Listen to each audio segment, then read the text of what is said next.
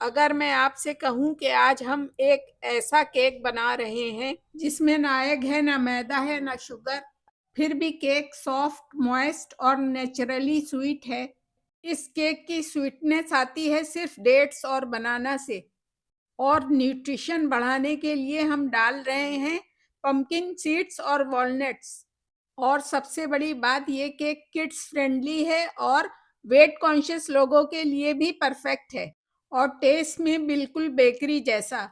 तो चलिए बिना टाइम वेस्ट किए हुए बनाना केक बनाते हैं 100% हेल्दी वे में। तो चलिए पहले इंग्रेडिएंट्स देख लेते हैं।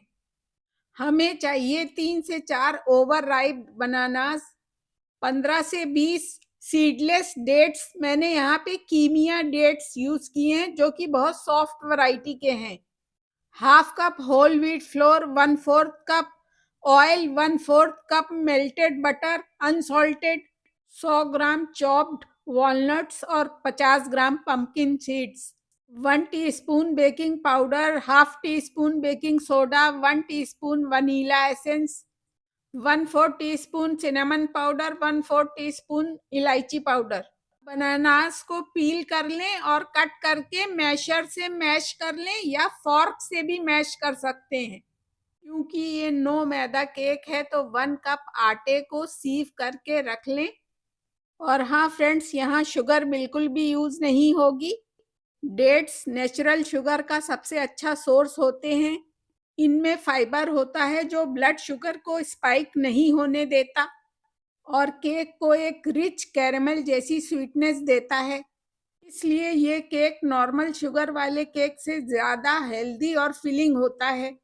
अब एक ब्लेंडर में खजूर और हाफ कप दूध डाल के एक स्मूथ पेस्ट बना लें और उसमें डालें oil, melted butter, 1 teaspoon vanilla essence, 1 teaspoon vinegar. सबको डालकर एक बार फिर से ब्लेंड कर लें। अब मैश्ड बनाना में सिनेमन पाउडर और इलायची पाउडर डालकर मिक्स करें। ध्यान रखिए जितना स्मूथ मैश होगा उतना ही सॉफ्ट केक बनेगा। अब जिस ब्लेंडर में डेट्स ब्लेंड किए थे उसी में ये बनाना ट्रांसफर करके फिर से एक बार ब्लेंड करें और स्मूथ बैटर निकाल लें ताकि बनाना और डेट्स दोनों यूनिफॉर्मली ब्लेंड हो जाएं और कोई भी लम्प्स ना रहें। अब छना हुआ आटा धीरे धीरे ऐड करें और मिक्स करें। आटे को 2 बार में धीरे धीरे करके डालें और मिक्स करते जाएं, क्योंकि अगर आपने एक साथ डाल दिया तो लम्स हो सकते हैं, फिर केक हार्ड हो सकता है। यहाँ पर आप बैटर की कंसिस्टेंसी चेक कर सकते हैं। अगर आपको बैटर ज़्यादा थिक लगे तो थोड़ा सा दूध ऐड करके उसको चेक कर लें और लूज कर लें हल्का सा। जब सब कुछ अच्छी तरह से मिक्स एंड मैश हो जाए तब ऐड करेंगे सीड्स एंड नट्स। आपके पास जो भी नट्स और सीड्स हों वो आप डाल सकते हैं। मेरे पास वॉलनट्स और पंपकिन्स थे तो इसलिए मैंने ये दोनों डाले हैं। वॉलनट्स दिमाग के लिए बेस्ट होते हैं, इन्हें ब्रेन फूड भी कहते हैं। और पंपकिन सीड्स में होता है आयरन, जिंक और प्रोटीन। ये सिर्फ केक को क्रंच ही नहीं देते हैं बल्कि न्यूट्रिशन बूस्ट भी देते हैं। नट्स डालने के बाद भी स्पैचुला से 2-3 बार घुमा घुमा के अच्छी तरह से मिक्स कर लें। इस बाउल को साइड में रखकर केक टिन को ऑयल से ग्रीस कर लें। केक टिन को बेस में और चारों तरफ वॉल्स में ऑयल से अच्छी तरह से ब्रश से ग्रीस कर लें या उंगली से कर लें।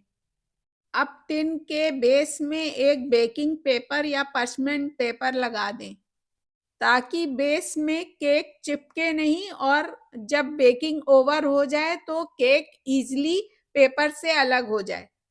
हमने थोड़े से वॉलनट्स बचा लिए थे और थोड़े से कैश्यूज भी जो हम ऊपर से गार्निशिंग के वक्त यूज करेंगे। अब टिन भी रेडी है। अब बैटर में ऐड करते हैं 1 टीस्पून बेकिंग पाउडर और half teaspoon baking soda. इन दोनों को बैटर में 2-3 बार इवनली मिक्स करें, ज्यादा ओवर मिक्स नहीं करना है। मिक्स करने के बाद अब बैटर को ग्रीस्ड बेकिंग टिन में ट्रांसफर करें। कुछ इस तरह की कंसिस्टेंसी होनी चाहिए बैटर की। बैटर को टिन में ट्रांसफर करने के बाद हल्का-हल्का सा टैप करें ताकि बैटर पूरी तरह से इवनली सरफेस पे स्मूथ हो जाए। जब हिला-हिला के उसको स्मूथ आप कर लें और टिन में बैटर 3/4 तक ही भरिए, ऊपर का 1/4 हिस्सा खाली रखिए क्योंकि जब वो बेक होगा तो केक ऊपर आएगा, इसलिए थोड़ी-सी 1/4 जगह ऊपर खाली रखिए। आप ऊपर की सरफेस को स्पैचुला से भी इवन कर सकते हैं। जब ऊपर की सरफेस इवन हो जाए तब उसमें वॉलनट्स, कैश्यूज या जो भी आपके पास ड्राई फ्रूट्स हों वो ऊपर से स्प्रिंकल कर सकते हैं। अब ओटीजी को 5 मिनट के लिए प्री हीट कर लीजिए। प्री हीटेड ओवन में 170 से 80 डिग्री सेल्सियस पर 35 से 40 मिनट तक के लिए बेक करिए। अगर कुकर या कढ़ाई में बना रहे हैं तो सॉल्ट बेड पर मीडियम फ्लेम पर बेक करें। अब मैं इस केक टिन को गार्निश करने के बाद प्री हीटेड ओवन में ट्रांसफर कर रही हूँ। 15 मिनट बाद केक को बाहर निकालें और जब केक थोड़ा ऊपर राइज करने लगे तो बाहर निकाल के उसमें थोड़े से वॉलनट्स और कैश्यूज और स्प्रिंकल करें ताकि केक काफ़ी क्रंची और नटी बने। 35 मिनट बाद एक बार ओवन खोल के टूथपिक टेस्ट ज़रूर करें। अगर टूथपिक क्लीन आए तो समझ लीजिए कि केक बिल्कुल रेडी है, और अगर उसमें हल्का सा बैटर स्टिकी चिपका हुआ आए तो 5-10 मिनट और बेक करें। टूथपिक टेस्ट हमेशा सेंटर में करें क्योंकि अक्सर सेंटर में ही केक गीला हो सकता है।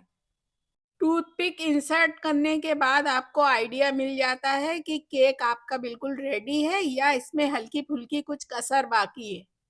मेरा टूथपिक टेस्ट पास हो गया है क्योंकि टूथपिक एकदम क्लीन निकली है, तो मेरा केक रेडी है। ओटीजी ऑफ कर दें और केक को बाहर निकाल लें और उसको कूल होने दें। इस केक का टेस्ट नेचुरली स्वीट होता है, बनाना और डेट्स के परफेक्ट बैलेंस के साथ। वॉलनट्स का क्रंच और पंपकिन सीड्स का नटी फ्लेवर इस केक को बेकरी स्टाइल बना देता है।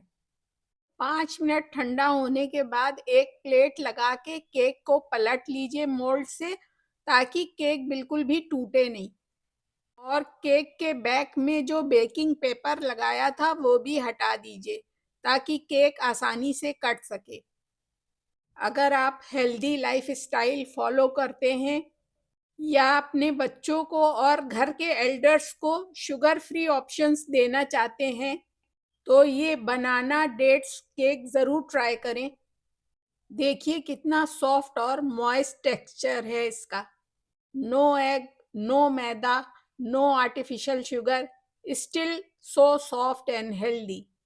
और सबसे अच्छी बात, केक खाने के बाद आपको बिल्कुल भी गिल्ट फील नहीं होता कि आपने इतनी शुगर खा ली। तो फ्रेंड्स, ये है healthy lifestyle guilt free banana cake. Friends, मुझे उम्मीद है कि ये आप गिल्ट फ्री शुगरलेस केक ज़रूर ट्राई करेंगे। तो फ्रेंड्स, अगर वीडियो पसंद आए तो लाइक करें, फैमिली और फ्रेंड्स के साथ शेयर करें और चैनल को सब्सक्राइब करना बिल्कुल ना भूलें। और कमेंट करके ज़रूर बताएं कि आप नेक्स्ट कौन सी हेल्दी रेसिपी देखना चाहते हैं। Enjoy with family and friends. मिलते हैं अगले वीडियो में। तब तक के लिए स्टे हेल्दी, स्टे हैप्पी।